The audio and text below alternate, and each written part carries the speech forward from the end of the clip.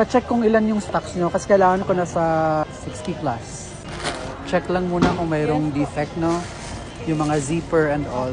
It's another day, mamimili na naman tayo. Kailangan nating bumili ulit ng mga stock kaya additional. Kasi kulang yung stock dun sa unang binilhan natin. So, bili ulit tayo. Dito sa ibang branch naman or ibang SM locations. Let's go! Another floor, another day. So, another floor daw yung mga stuffed toys. So, let's go ahead and go up. So, I think meron dito, nandito banda. At hinapin natin. Ilang stocks meron kayo dito? Combination nitong 3 colors. Yan. Kuha ko na yung sanit. Tag-iisa po. I mean, pa-check kung ilan yung stocks nyo kasi kailangan ko na sa 60 plus.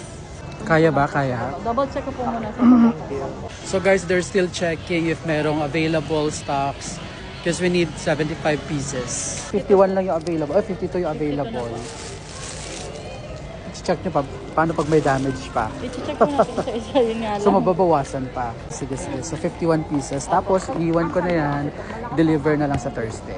Kukunin ko na lang din po mamaya yung info niya. Sige, sige. Thank you. So ayan na siya. So ilang pieces to? Yan po ay 48 po. Tapos plus tatlo dito, 51. Okay, sige, sige. Check mo na lang. So here it is. Check lang muna kung mayroong defect, no? Yung mga zipper and all. So check lang nila guys kung mayroong damage or what.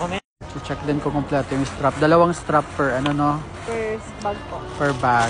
So stuffed toy siya na parang bag. Bag na stuffed toy. So checking na sila sa quality. Make sure na walang defect, walang damage. Yan. So ito na yon. Ay, ano yan? Okay, sige, sige. Alright, so 2 boxes kaya na. Okay, let's go. Kunin mo na yun para hindi siya sumama sa atin. Kailangan siya dun kasi surf na si ate. Ayan.